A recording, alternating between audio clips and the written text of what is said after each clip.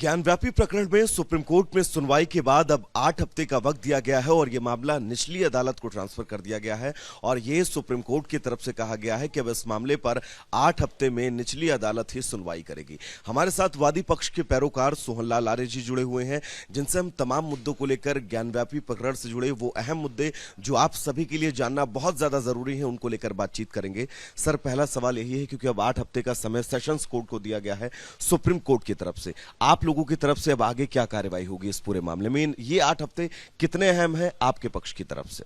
हम माननीय सर्वोच्च न्यायालय के इस फैसले का स्वागत करते हैं जो निर्देशित किया गया है कि शिवलिंग की सुरक्षा की जाए, नमाज की व्यवस्था की जाए, वजू की वैकल्पिक व्यवस्था की जाए। यह वास्तव में हिंदू और मुसलमानों में सद्भाव उत्पन्न करने वाला यह फैसला बहुत ही उत्कृष्ट है।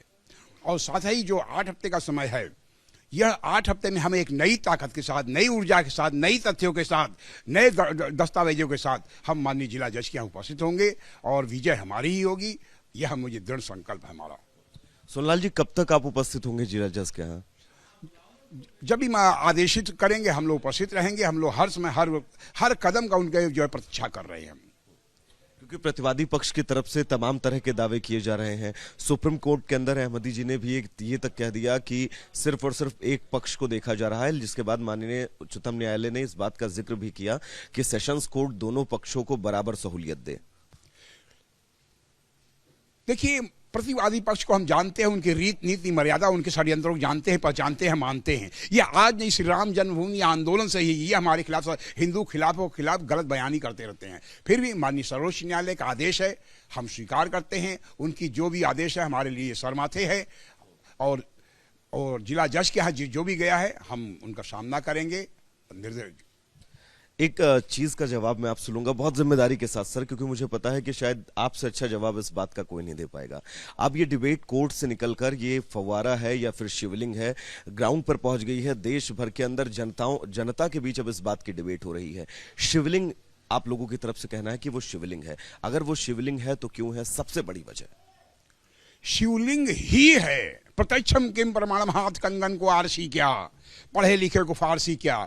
इससे ज्यादा प्रमाण क्या है? एक ही पत्थर बना हुआ, काले पत्थर बना हुआ शिवलिंग ही हमारा है। वो कितना भी हुआ, बल्कि ऊपर जो था 6 इंच का लेकर के उसको हिंदू समाज को भ्रमित करने का काम किया गया है, मंदिर समर्थकों को भ्रमित करने का काम किया गया है।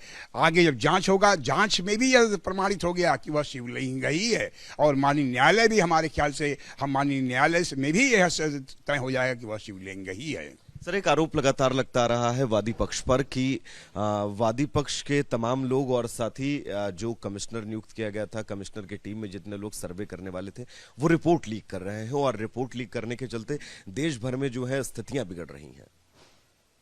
यदि ऐसा हुआ है तो हम क्षमा मांगते हैं, लेकिन आगे भविष्य में ऐसा नहीं होगा। हम यह जो है आश्वासन भी देते हैं और आश्वासन देते हैं कि ऐसा आगे नहीं होगा। आखिरी सवाल सर मैं आपसे करना चाहूंगा, जिस दीवार को गिराने का जिक्र किया जा रहा है, क्या राज हो सकते हैं उस दीवार में? वह राज नहीं, वह एक हमारे संकल्प शक्ति का एक प्रमाण है। वह शिवलिंग है और जो है नंदी और शिवलिंग से बीच की दूरी को जो है मिटाना है, ताकि नंदी और शिवलिंग से शिव से वार्ता हो सके और कोई वार्ता हो सके। बहुत बहुत शुक्रिया सर हमसे बातचीत करने के लिए। तो